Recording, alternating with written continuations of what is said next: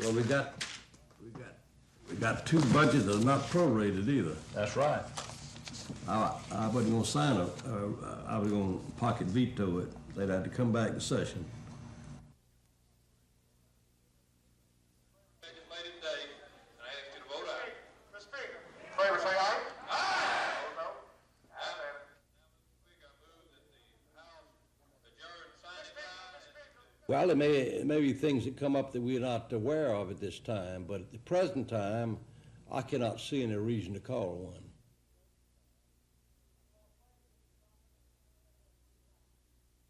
Of course, facing an incumbent, he had that free time to get ready. But now you are the incumbent, and is cognizant of the public funds. We had to take this action, but at the same time, we're committed. I do have a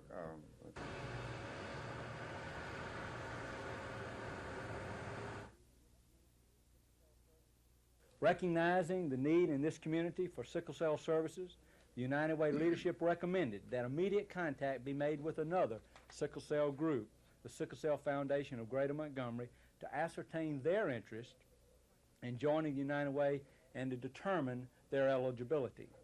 It has since been established that the Sickle Cell Foundation of Greater Montgomery is interested in seeking membership affiliation with this United Way.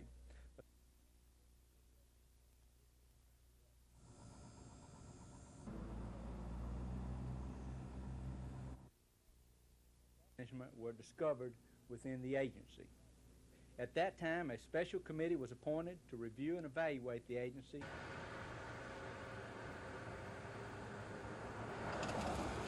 Significantly high bank charges for overdraft occurred on more than one occasion.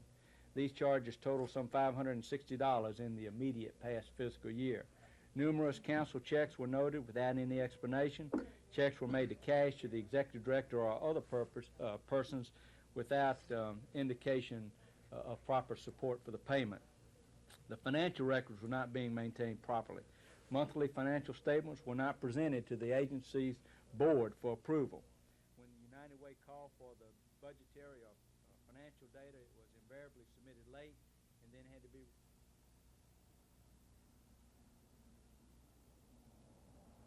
efficient and effective management.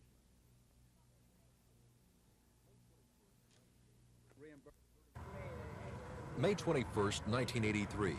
31-year-old William Hargress was shot by Montgomery police officer Eula Oliver during a scuffle. This evening, the Montgomery County Grand Jury cleared the officer of any wrongdoing in the shooting. The Grand Jury also cleared Officer L.T. Pugh in the June 1st shooting death of Raymond McDade. Police say McDade was shot after he wounded one person, fired shots at several others, and leveled his shotgun at Officer Pugh. In the case of former Montgomery police officer Tony Woodruff, the grand jury didn't take any action because he was found guilty today of sexual misconduct. Woodruff was accused of having sex with a black woman after she called police for help. Woodruff was sentenced to 3 months in jail, ordered to undergo psychiatric evaluation, work 25 days on a community service project, and pay a $1,000 fine. The grand jury did not issue a report on the shooting of Bobby Sales by Officer R.A. Connor and asked that it be carried over for further investigation. The grand jury also asked for more time to investigate the Todd Road incident. In their report today, they asked that those matters be continued. That's both the incidences involving the police officers being hurt at the Todd Road residence and the allegations of the Taylor family members being abused. We're still waiting on action by Mr. Watkins in his appeal on the contempt citation. Right now, it's unclear when the grand jury will issue a report into the Todd Road incident. Assistant District Attorney Ellen Brooks says the grand jury is at the mercy of the appellate court and Montgomery City Councilman Donald Watkins, who says he will not reveal his sources in the alleged beatings of the Taylor family by Montgomery police. Don Phelps, WSFA TV News.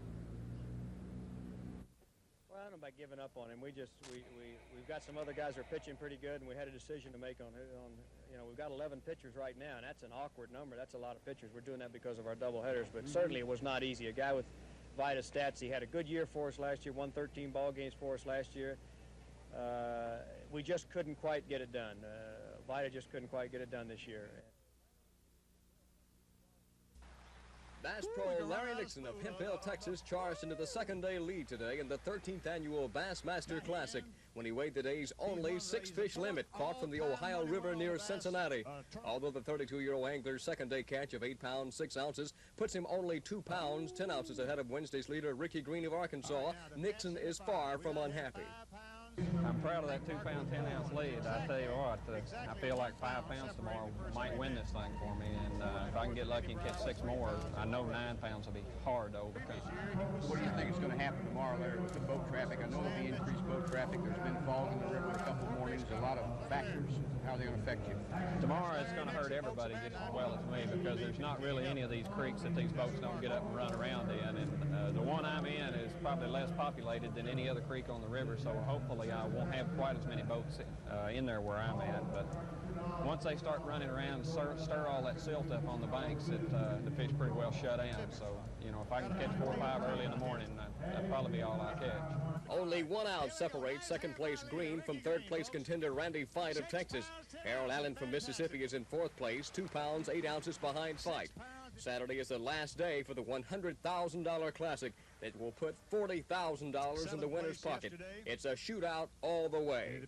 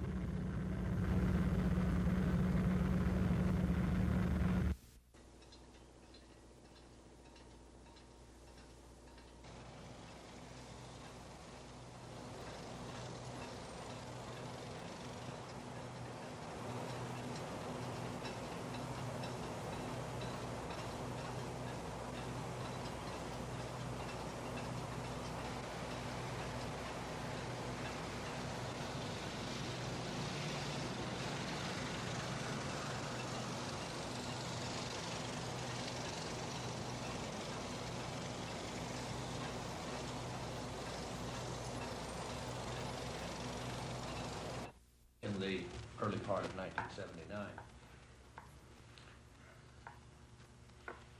Subsequently, I was the closest contact with Department's Exhibit 1. From that, although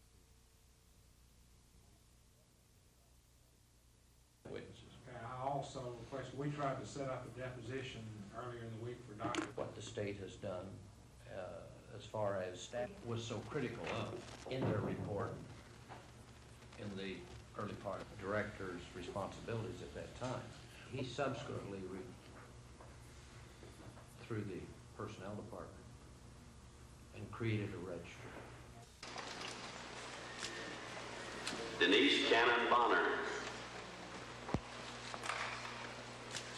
Monroe Clark Bonner. Lorenzo Combs.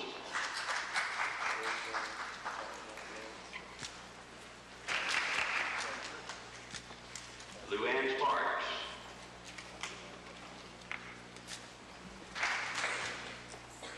Marvin Lee Hamilton.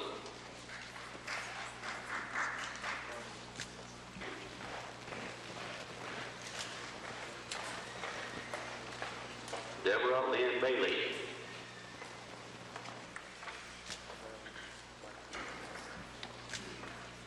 Denise Warren Green, magna cum laude. Barbara Ann Briggs. With Atlanta up 1-0 in the top of the 4th, Glenn Hubbard's ground to the third goes right between the legs of Giant third baseman Tom O'Malley. That allows Bob Horner to score from second on the error, 2-0 Braves. In the 6th, Bruce Benedict connects against Fred Brining for a sac fly to right. Jack Clark comes up throwing, but not in time to get Horner at the plate. Hubbard, however, is nailed at second, but Atlanta had a 3-0 lead. The Giants got their only run off Phil Niekro in the 6th on this single by Bob Brindley. As Dave Bergman chugs around third, Brett Butler's throw to the plate is cut off by Niekro. The relay is not in time, and the Braves' lead was cut to 3-1. Atlanta got 3 more to blow it open in the 8th. 2 score here as pinch hitter Mike Jorgensen delivers a line single to right. Murphy and Hubbard cross, 6-1 Atlanta. Then in the 9th, Dale Murphy adds the icing with his opposite field shot to the bleachers in right with a man aboard. Murph's 23rd of the year, 8-1, the Braves spanked the Giants to increase their lead in the West to 6.5 games, heading to L.A. tonight.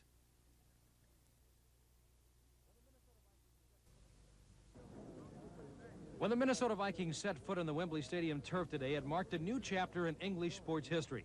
It was the first time an American professional football team has ever worked out at the mammoth stadium that holds 100,000 fans, usually soccer fans. We found a BBC reporter who eloquently described the occasion. It's a very strange sight. This is the home of the English Cup final, the home of that which is so essentially sporting and English, to see American, is it gridiron football or something like that, on this patch of English turf. The St. Louis Cardinals looked just as bleary-eyed as the Minnesota Vikings when they came for their brief workout. 18-year quarterback Jim Hart may have echoed the feelings of his teammates about the journey to London. We don't hanker to come all the way over here to London to play, but we have to, and we better make the best of it, and we're just going to have a good time in spite of it. The news media flocked to get their first look at the American athletes. The promoter John Marshall hopes at least 40,000 curiosity seekers will show up tomorrow night, for he no longer feels he can do more than break even on the $1.5 million sports investment. And so the stage is all set for something new to come to England, American professional football.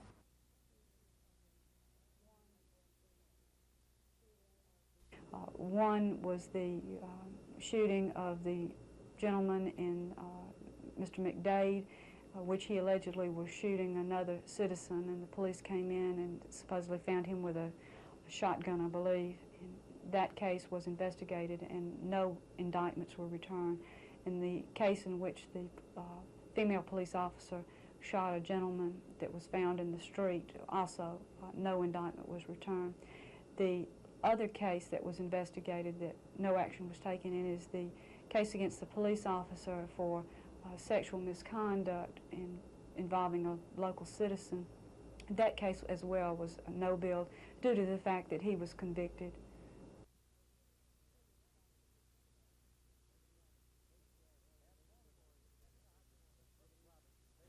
At Baltimore, the king of the hot corner, Brooks Robinson, Baseball Hall of Famer, was honored tonight in pregame festivities. Then, following a near 2-hour rain delay in the White Sox half of number 1, Harold Baines hit his 10th home run of the year over the right field wall to put Chicago on top 1-0. Still in the White Sox half of number 1, and these highlights courtesy of WFLD TV, Greg Walker hit this triple to center field. That scored Greg Luzinski to put the Sox on top 2-0. With play in the second inning, the White Sox still led by 2. Chet Kopic for NBC News.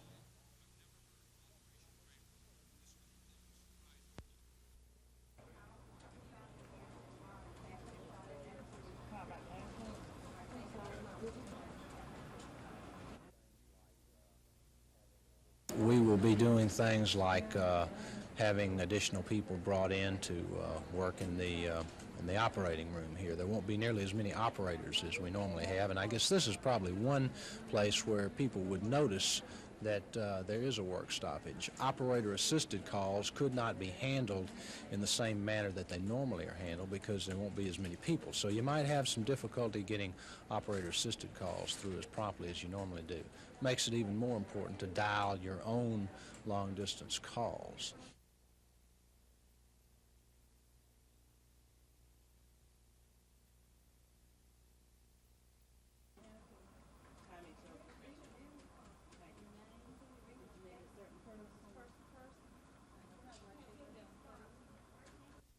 Maintain our integrity as an organization that is cognizant of the public funds.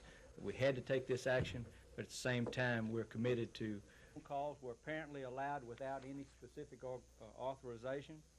The budget submitted to charges for overdraft occurred on more than one occasion. These charges total some $560 in the immediate past fiscal year. Here and also as a member of our board of directors. I'd be delighted to answer any of your questions.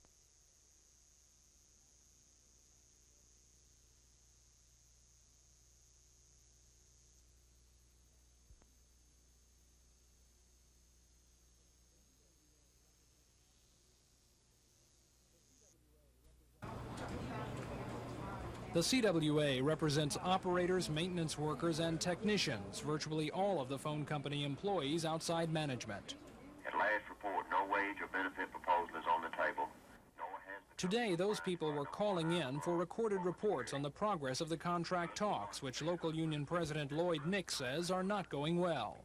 It's becoming very hard to be optimistic at this point. But the CWA and Ma Bell are negotiating over three main issues. One, wages. The union has already turned down a 2.7% increase offered by AT&T. Two, benefits like health care, vacations, and profit sharing. And three, employment security, which the union says is the most important of their demands. But when and if the national negotiations are completed, there will still be local negotiations, but those are not expected to involve as much arguing. Wage and pension and benefit items are national. Contractual wording type items and generally non-money type items are negotiated on the district level. The phone company does not expect a strike, but South Central Bell Corporate and Community Affairs Manager Tom Somerville says the company is standing by to provide as much service as possible in the event of a strike.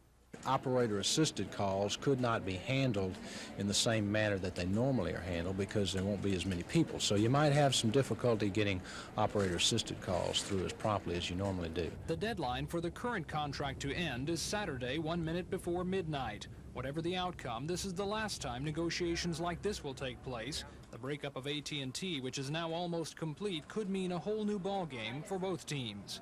Tom Foreman, WSFA TV News. Under the new law, the first DUI conviction carries a minimum $250 fine, a 90-day license suspension, and a possible jail term.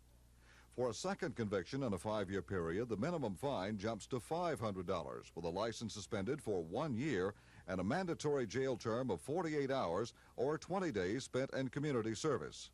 And for the third conviction in 5 years, a minimum $1,000 fine, 3-year license suspension, and a mandatory 60 days in jail. If you've been convicted of driving under the influence during the past 5 years and think those prior convictions won't count, state troopers say you're wrong. When the governor signed this new law, new DUI law last Friday, they don't start all over again. If they had one in the past 5 years, then if they're caught again, it will be the second conviction if they are convicted, and then it will follow the penalties by this law. The new law also provides for mandatory license suspension for motorists who refuse to submit to chemical tests under the implied consent provision and increases penalties for driving with a revoked license. Mac Carmack, WSFA TV News.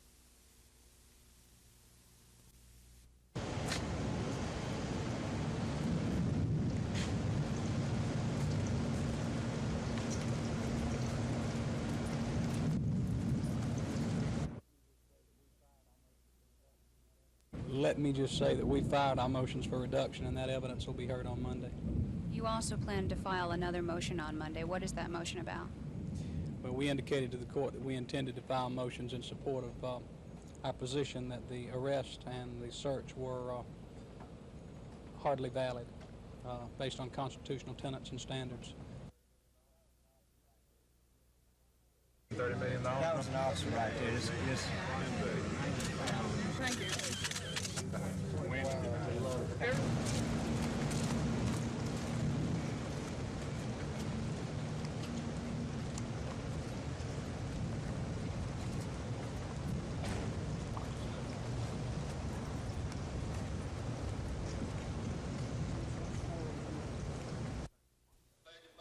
When the House and Senate ended the regular session Monday, it left Governor Wallace with a good batting average on his legislation. The House and Senate members passed all but 2 of his so-called revenue enhancements, and it passed 2 budgets that pleased him. We got 2 budgets that are not prorated either. That's right. I wasn't going to sign it. I was going to pocket veto it. They'd have to come back to session. The governor also signed most of the few bills remaining from this session, but what the governor did not get to sign were 37 of his 43 anti-crime bills, bills which died the last night when the Birmingham horse racing filibuster blocked action. We are going to try again on these bills. I don't know that we'd call a special session for that passage, but I am sorry that they did fail a passage the last day. These legislators now have their minds on running for re-election. Governor Wallace says he doesn't see any reason to interfere with their plans with a special session. Well, there may be things that come up that we're not aware of at this time, but at the present time, I cannot see any reason to call one. Chris Grimshaw, WSFA TV News at the Capitol. Well, all of it didn't die the last. At this point, we are still looking for as good of evidence as we can get, understanding that we cannot seem to get the defendants or their attorneys into the grand jury to testify as to what really happened while they were under the control and custody of police officers. So we are more or less at a roadblock, waiting for further leads and information in the investigation. From that answer, could I assume that your investigation into the police and what they did going into the Todd Road house, going into the Taylor family house, has that been more or less completed, and you're just waiting on the other side to find out about the allegations or whether or not the family was beaten?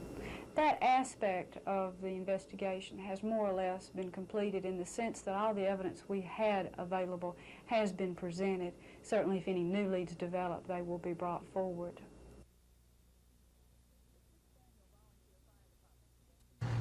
The 6th Annual Volunteer Fire Department Convention gave the 400 firefighters who attended the chance to show off new equipment and talk about ways to buy more. The firefighters say their volunteer departments need up-to-date equipment to save homes and lives, and they are in the process of drafting legislation to raise more money for more equipment. When you get right down to it, we've either got to beg it, borrow it, or come up with something like this. And it's gotten to a point in the fire service, such specialized equipment just has to be purchased that we can't depend on bake sales, fish fries, and roadblocks to raise the funds. We've got to have some form of legislation that will allow us a legal way to collect funds from the people within the fire coverage territory. The average Alabama Volunteer Fire Department has a force of 30 and operates on a $4,000 a year budget. The cost of a new fire engine, which averages $130,000, can quickly put a volunteer fire department in the hole. Lisa Walsh, WSFA TV News, Prattville. Hayneville, the county seat of Lowndes County, where the population is predominantly black and where the Freedom Train started out this morning. We have balloons for the children who will commit themselves to register on their 18th birthday. We have black-eyed peas and rice for adults who will register today. The peas and rice were symbolic of economic hard times, the kind of times that Freedom Train organizers say blacks may have more of if they don't use their voting strength. The Freedom Train was organized by the Campaign for a New South, what one black leader calls a loosely knit coalition of civil rights groups, including the Southern Christian Leadership Conference and the NAACP. We have been complaining about Ronald Reagan, but we put him now. And that table is there to take him out of there. While some organizers work to register voters today, others reminded the crowd of the work of past years. People are still afraid of the courthouse because what was put on us and in our mind 40, 50, and 100 years ago, you ain't gonna get rid of it in 20 years. Then it was onto the highway for the Freedom Train heading into Selma. This group, along with another that started out further north, planned to cover 10 counties by day's end, carrying their message of strength through the ballot box. And that's what organizers say the Freedom Train is really all about, getting blacks interested and involved in politics, harnessing the voting power of people who they say have never fully used that power before. Tom Foreman, WSFA TV News in Selma. This month's issue of 17 magazine is their back-to-school issue. And if you turn to page 277, you'll see that they went to the University of Alabama campus, and they have pictures of students modeling all the latest fall fashions. And one of the girls in the pictures is Jenny Dawson. Jenny is a senior at the University of Alabama and a Montgomery girl. She says being chosen to be a model in 17 magazine was purely accidental. On Monday, they had chosen 10 girls. And so Tuesday morning, I went over there with one of my friends who, one of her best friends had been chosen. So I went over there with her just to look around, see what it's like. And so when I walked in, the girl introduced me to Robin Jewell, who is, the head of it all. And she asked me, Robin Jewell did, if I would be interested in doing it. And I said, well, sure, but I realized y'all have already, chosen your girls and things. She said, well, we could use you if you'd be interested. So I said, well, great. So it kind of worked out real, it was weird the way it worked out. When I was walking over there, I thought, well, they're not going to cut my hair. I'm just not going to let them cut my hair. So the first thing they did, they said, well, do you mind if we cut your hair? I said, no, go ahead. But they changed me up a bit. They give you some tips or pointers on makeup and hair, things like that? You would have thought they would have, but everything was so fast. I went in there, and within an hour at the most, they'd cut my hair, put on makeup, put me in these clothes, and we were gone. I never even saw what it looked like. There was in a mirror.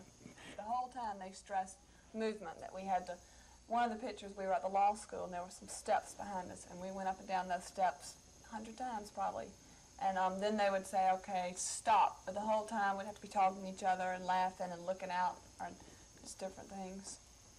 And of course, Jenny's family is proud. Mom and Sister Mary both keep copies of the magazine on hand to show off to their friends. Gina Gregory, WSFA TV News. How exciting.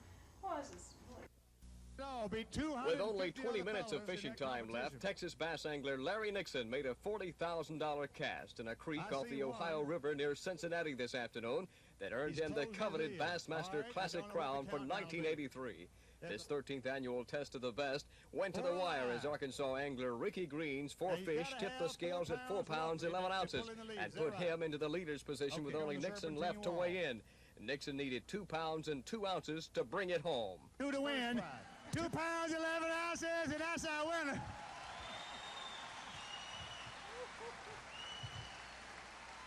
Hold me up, Ray.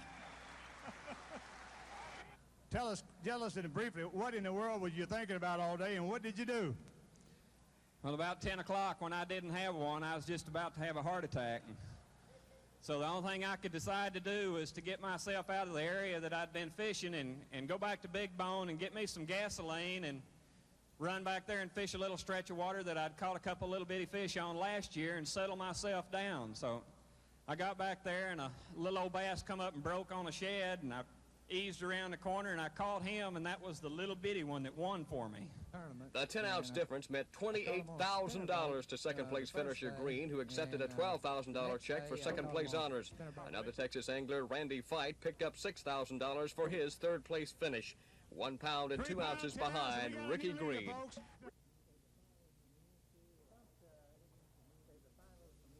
Wetumpka is a fine little community. It's a bedroom community for Montgomery and provides a clean, wholesome community where you can get away from the busy commercial world, you might say, and this type thing.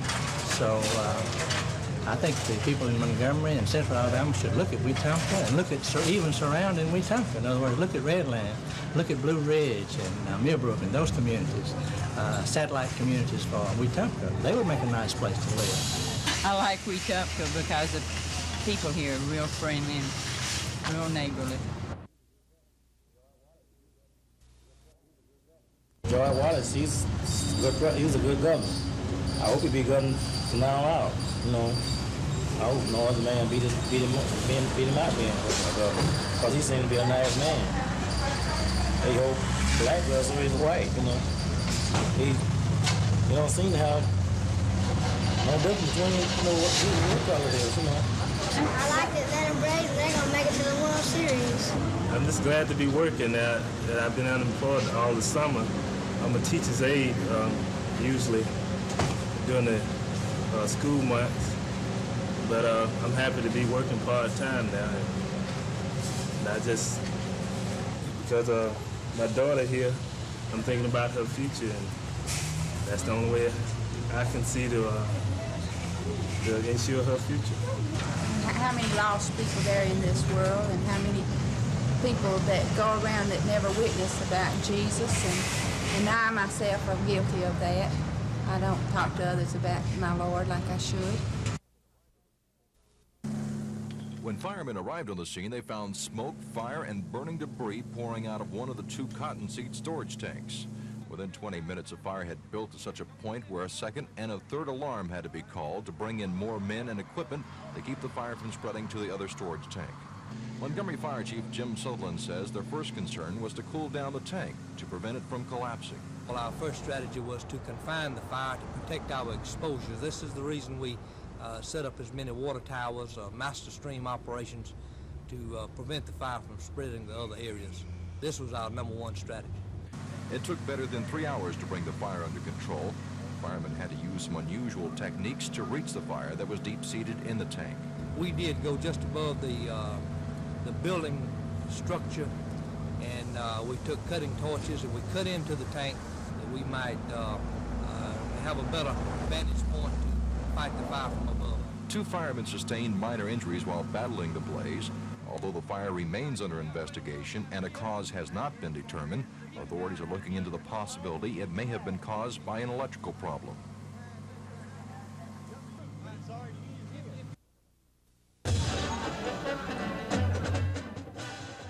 This was Southwind Drum and Bugle Corps in 1981 during its first Drum Corps in Dixie competition. At the time, Southwind was really just starting a Cinderella story that ended with it being ranked among the world's top drum corps. But while Southwind was unquestionably good at winning contests, it has from its beginning had trouble winning public support. Now, with the 1983 Dixie competition just days away, the future of Southwind is not bright. Mike Aiken, a man who listens to band music in his car and carries his own drums in the back seat, is president of the Southwind Board of Directors. And unfortunately this year, we were forced to go on an inactive status due to the just lack of financing that we could, fundraising we could get done this year. As it stands right now, Corps will not march this year. We'll not be performing in the show Friday night. Mr. Aiken says the whole reason for starting Southwind was to give young musicians something to do in the summer.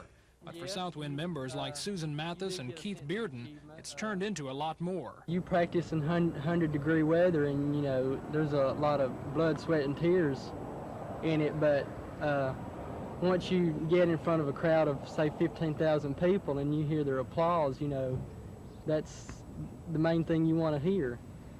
That's what makes it worth it all. Despite nearly $300 membership dues and 24-hour rehearsals to get attention and donations, Southwind couldn't afford to tour this year. As for next year, they're counting on the proceeds from this year's Drum Corps in Dixie to help. But even if that does not go well, We've come too far to let it drop now. Southwind will rise again next year. Tom Foreman, WSFA TV News. The Montgomery NAACP chapter is one of the nation's oldest. It was first organized in 1918 and now has 800 members. Throughout the day, members met with Regional Director Earl Shinhoster in an attempt to resolve what they say are problems between the black community and the Montgomery Police Department. And we're concerned about the overall issue of police-community relations and how we might combat the escalating hostility that seems to exist between the black community and the police, and we'll be actively seeking to call together meetings with elected officials, with law enforcement officials, the mayor, in fact, to see if we cannot come up with some strategies that might lessen and improve relationships between the police and the community. Although Mr. Shinhoster didn't say when the first meeting would be and didn't elaborate on how the local problems could be resolved, he came right to the point when speaking about national issues. Our number one political priority for 1984 is the defeat of Ronald Reagan and his overall administration, and we're going to need an increased voter participation, an increased turnout among blacks in particular in order to accomplish that in 1984. The NAACP is a nonpartisan organization which does not endorse candidates. However, they do oppose candidates. The last candidate they opposed was Barry Goldwater in 1964. Lisa Walsh, WSFA TV News.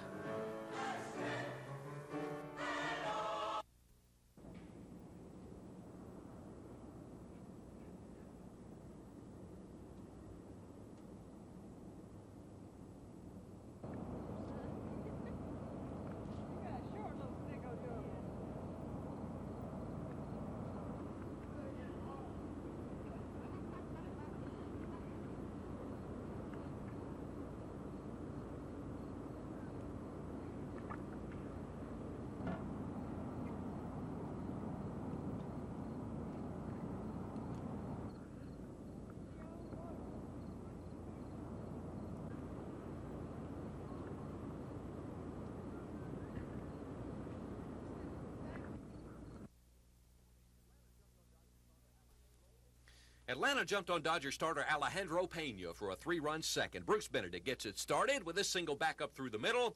Dale Murphy will score from third. Pascual Perez follows with this high chopper in front of the play. Catcher Jack Fimple's throw nails Perez in the back and bounds away. Jerry Royster scores on the error. Benedict will slide into third ahead of the throw. Brett Butler gets Benedict home with this sacrifice fly to deep left, and the Braves took a 3-0 lead. Top of the fifth now, Bob Horner at the plate. He rips a liner to right. Butler, who was on second, is waved home, and he'll beat the throw to the plate by Mike Marshall. 4-0 Atlanta. Pascual Perez was cruising along with a 5-0 lead until Greg Brock led off the Dodgers 6 with this solo home run deep to the seats in right. Another run scored on a sacrifice, then Steve Bedrosian was called on to put out the fire, and he does, fanning Mike Marshall here with a runner at third to end the inning. Bedrosian went on to save it for Perez, and the Braves win at 5-2, ending their long road trip with a 5.5-game lead over L.A. in the National League West.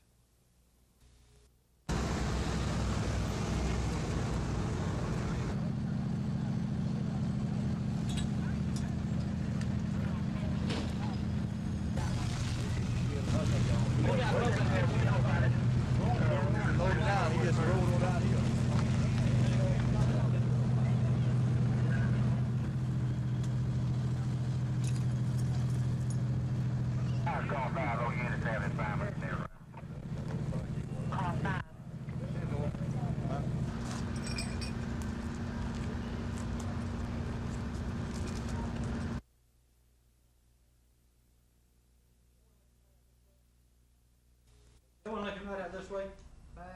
Great, okay. Thank you. Okay. You're right. What to who over here? The Nancy?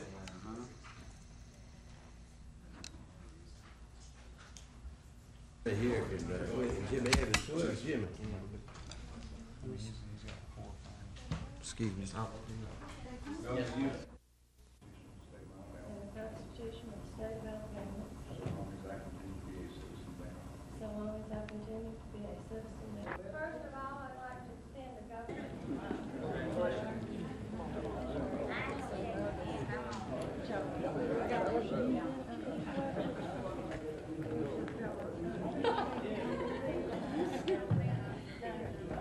You'll do a good job.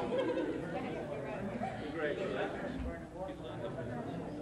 It's going good. Just get broke easy.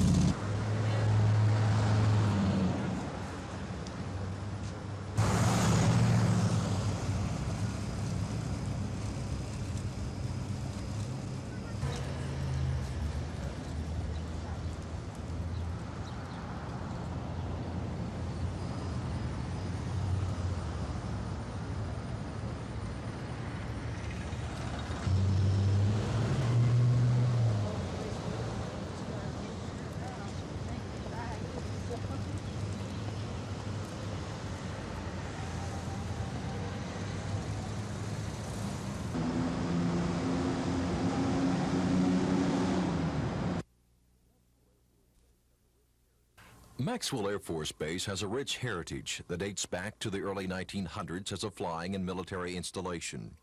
Today, members of a private engineering firm arrived at the base to research part of that history. This is an Air Force contract team that we've asked to come in and take a look at the possible waste disposal sites that we might have used many, many years ago.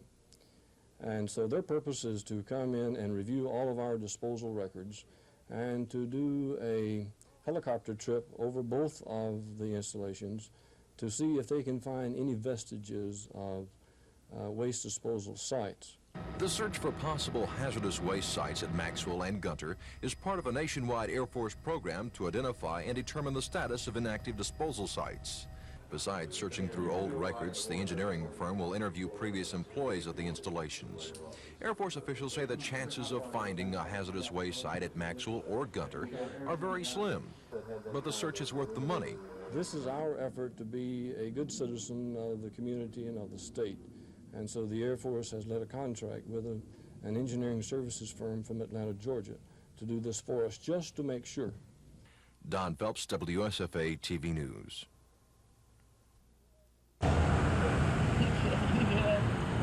How long did it take you? Okay, how long will this flame burn?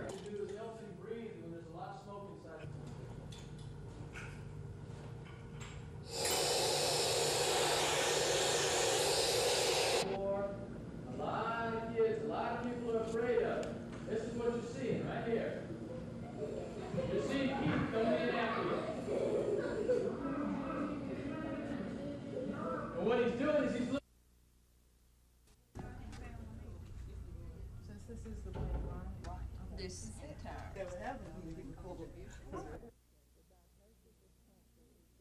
The diagnosis of cancer is devastating to an entire family, and the entire family needs help in coping with this, and that by having nurses that are interested in this kind of unit, who are dedicated to the care of cancer patients, we feel that we can better meet the needs of the cancer patient and his or her family, as well as provide the comprehensive, sophisticated care that is required of these patients.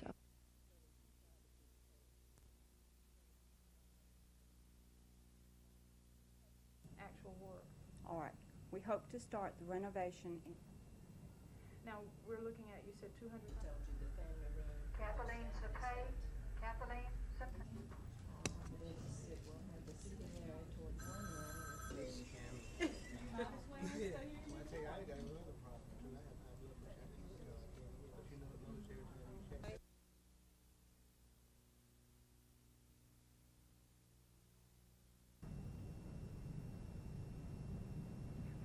I've got a brochure here.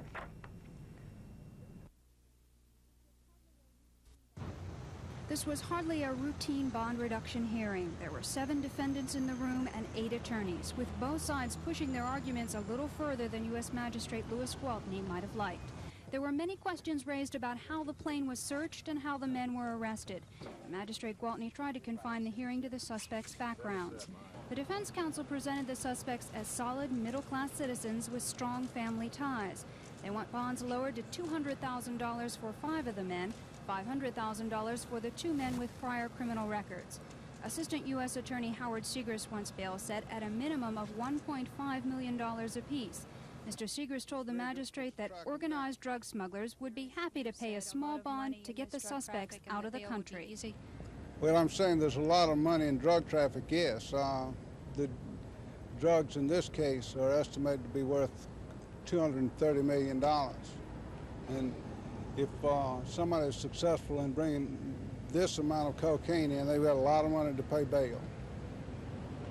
This is why you argued for High bail so we can ensure the presence of the defendants at trial. Magistrate Gwaltney says he'll make a decision about bail by 5 o'clock tomorrow. Susan Silvernail, WSFA TV News.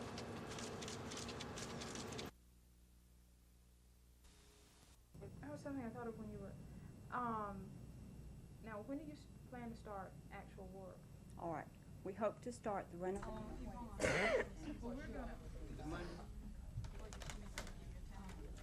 Staffing adjustments to bring them to the unit. And we're very excited because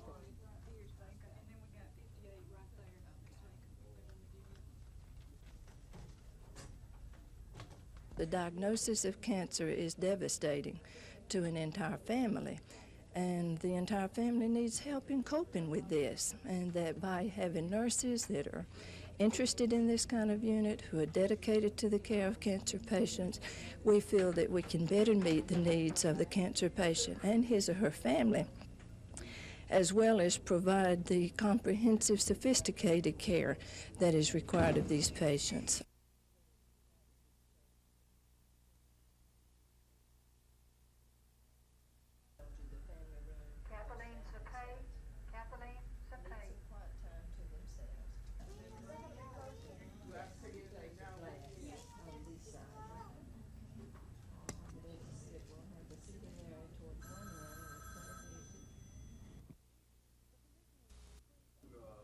The commissioners approved a preliminary design of the new courthouse at the request of architect Charles Jones. Mr. Jones says now his firm can get on with the final drawings for the courthouse. Those plans are to be completed by November, with bids possibly being let in January. The commissioners also approved the schematic drawings for renovation of the existing courthouse, which could involve the relocation of nearly every office in the building. In other business, Commissioner Frank Bray took exception to an article that appeared in a Montgomery newspaper regarding a plan to change job classifications and pay scales in the county for the first time in 34 years. Mr. Bray says the article is misleading and that it says the county has approved the new plan, but he says the county can't actually do that until the Personnel Board has considered them. The commissioner says the whole thing is still in what he calls the administrative process, and he doesn't know how the information got to the newspaper. But it would appear that somewhere down the line there was some unethical procedures. If the new personnel policies are passed, county employees could receive a 4 to 5% pay increase in October. Lois Russell, WSFA TV News. A real office now. We are a real department of the Department of Labor. After coming to work for the Employment Service in 1980, sort of guy Tom was. Please join me in just a couple of seconds of silence in honor of the late. You know, if we just bowed our heads and we thought of this Devop that has passed on. My sincere wish that as all of us will be better equipped and able to carry out our responsibility. During this period that he was in court and both in court through the number of Dr. Joaquin Aldrete, professor of surgery and chief of the section of the Veterans Administration, and he published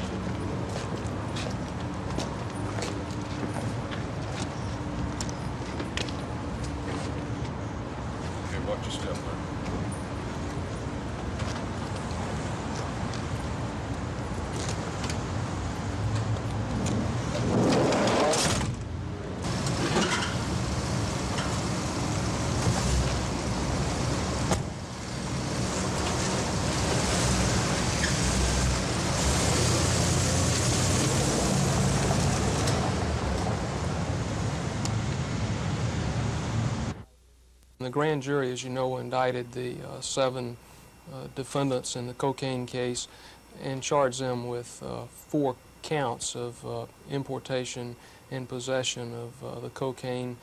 The indictment, of course, was returned this morning. On the 17th of August, arraignment is scheduled, and I would anticipate that the court would set the trial date sometime in October.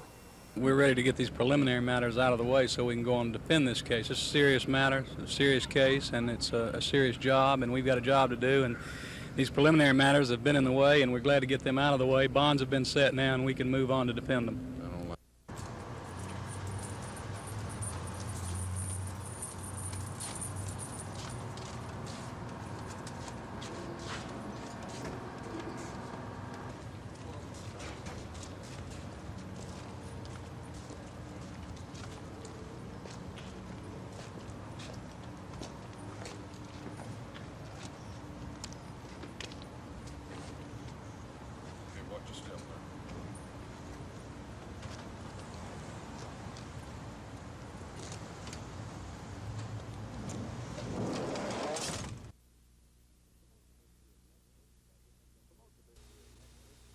For most of this year, the education budget has been under 10% proration. That means the state expected to collect only 90% of what the legislature promised to spend. It's my pleasure today to be able to announced that we're having a 5% reduction in the proration of the Educational Trust Fund from 10% to 5%. The drop in proration, or increase in revenues, wasn't a surprise. The education budget has picked up some as the economy has stabilized in recent months.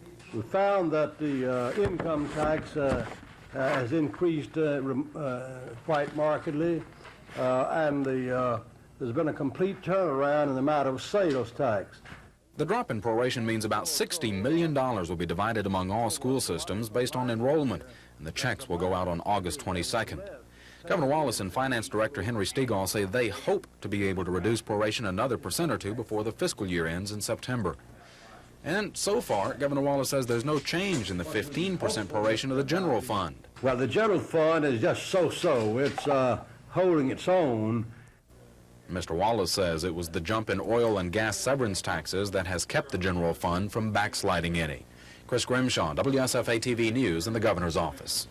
Michael Arbin in the employment. Certain of them wasn't, and we do them like this, you know. I already done them. I'm not going to do them twice. The back, if you'll just move back. Yeah, they look like this. And one of the exercises that we're able to do incorporate some of the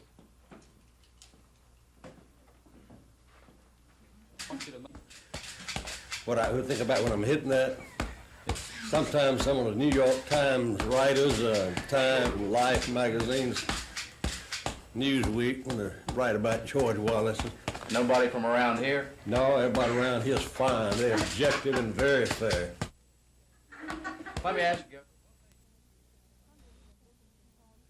Congressman Dickinson calls these gatherings old-fashioned town meetings. He says they give him a chance to talk with his constituents about matters that come up in Congress, and at the same time, he has the opportunity to hear what's on their minds. Today, the congressman spent much of his time defending himself. I want to know, why are you so adamant or hell-bent on labor unions? I think labor unions have served a very valuable service to humanity, to mankind, to the United States of America. I think that there are instances, though, where they are repressive and have gotten too strong. Most of the group seem to be concerned about a recent change in a Social Security law which caused thousands of people to be dropped from eligibility rolls for disability payments. They wanted to know why. They have tightened up on the checking up by the hearing judges, and by it's not a change in the law. It's simply they said that they had been, as my understanding, too lenient in the past. Now, the congressman had some words of encouragement for the group. He says the economy is on the upswing and things will get even better. Mr. Dickinson also predicts single-digit interest rates by the end of the year. Congressman Dickinson will hold a similar town meeting in Eufaula tomorrow. Lois Russell, WSFA TV News. I'm saying economic aid is essential in some degree and in some manner. I'm very suspicious and wary of military involvement of any kind. The showing the flag and the gunboat diplomacy that we're exhibiting now, oh, it's a show of resolution and strength and determination, perhaps. Don't know how much good that will do.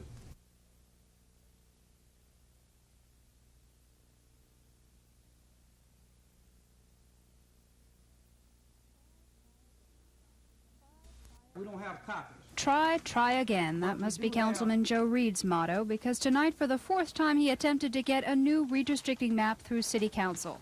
With the same results, he was shot down again by Councilwoman Elise Reynolds, who wants no part of a new plan until a higher court rules. I believe it'll be in the best interest of this council, and I believe that this council will do good if it will not assume some responsibility for reapportioning itself. Councilman Mark Gilmore has a plan, but it too was tabled tonight. Council President Willie Peake has already tried and failed once. Tonight he was urging reconciliation, but Councilman Donald Watkins says there are too many political egos involved in this redistricting quagmire to settle it out of court. Mayor Emery Fulmer did say he's, quote, negotiating again with the black councilman to head off another court battle. Susan Silvernail, WSFA TV News. John Crook doesn't usually go out on repair jobs. He's part of South Central Bell's management team. But today he's donned his repair belt, he's got his screwdrivers and wire cutters, and he's repairing a service wire. Like many other management employees, John is out from behind his desk, relearning skills he used years ago when he first began with Bell. In the central Alabama area, there are 275 to 300 employees on the job today, most of them management. Generally, there are 1,200. The work stoppage is causing problems. It slows it down because you have to drop everything and worry about providing the basic service to people. But the strikers are stubborn, vowing to stay on the picket line until a satisfactory settlement is reached. Local CWA President Lloyd Nix says his members are enthusiastic about the strike, and he says the union's #1 priority is not salary, but employment security and better health premiums. Gina Gregory, WSFA TV News.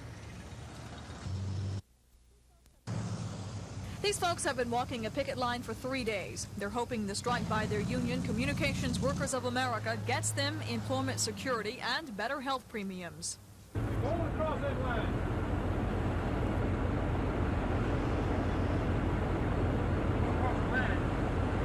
This is a picket line here. So far, no reports of violence in Alabama, even though some of the non-management employees have crossed the picket lines. Local CWA President Lloyd Nix says his members are striking now so that those who come after them will have better working conditions. And while the strikers are off their jobs, they're losing their pay. And even though there's no word on when a settlement will be reached, they say they are prepared to continue their strike. So far, AT&T has offered a 3.5% salary increase with a cut in health premiums, and the union has refused. Now management employees are manning operator bays and repairing service lines, work the strikers usually do. Both sides say they'll continue and make do until there is a settlement. Gina Gregory, WSFA TV News.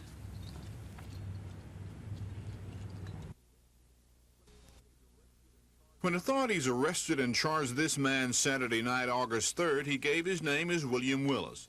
They later discovered he was being sought in connection with the Pennsylvania robbery. FBI agent Pat Mitchell. In October of 1979, William Benton Ziegler is alleged to have robbed a jewelry store in Mill Creek, Pennsylvania, of approximately $240,000 worth of jewelry. The investigation up there determined that he was allegedly responsible. A local warrant was issued for his arrest. He was believed to have fled interstate, and the federal authorities were requested to locate and apprehend him.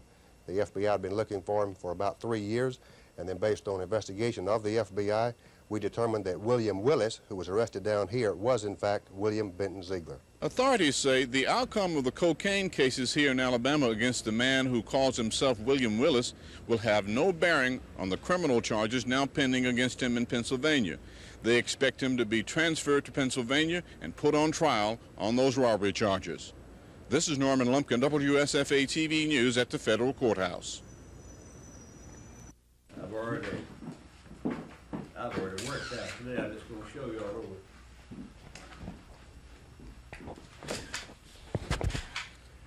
Okay, Governor, I'm going to let you go ahead and exercise. We do things like this, a certain number, and then we do them like this, I already done them. I'm not going to do them twice. He's already had one good workout today already. Things like this, Governor, would you be willing to exercise 10 repetitions in front of you and then 10 to the side? Could we do that? Like that? Yes, sir. I'll keep count for you. Mm-hmm. Well, that's going to take too long. I have too many of them. Okay, out to the side now, if you will. Like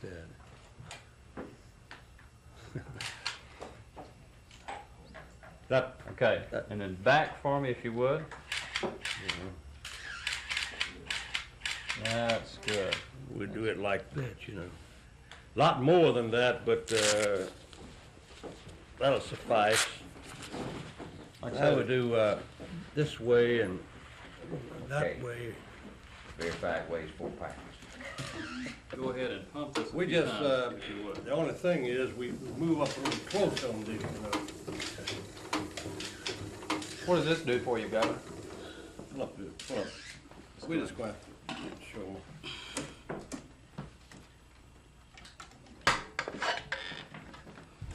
Well, this has certain, this is how you can tighten it up and. This exercise device is called an arm ergometer. And what he is able to do, he exercises for a certain length of time and for a certain number of repetitions. And we can vary the resistance. This is something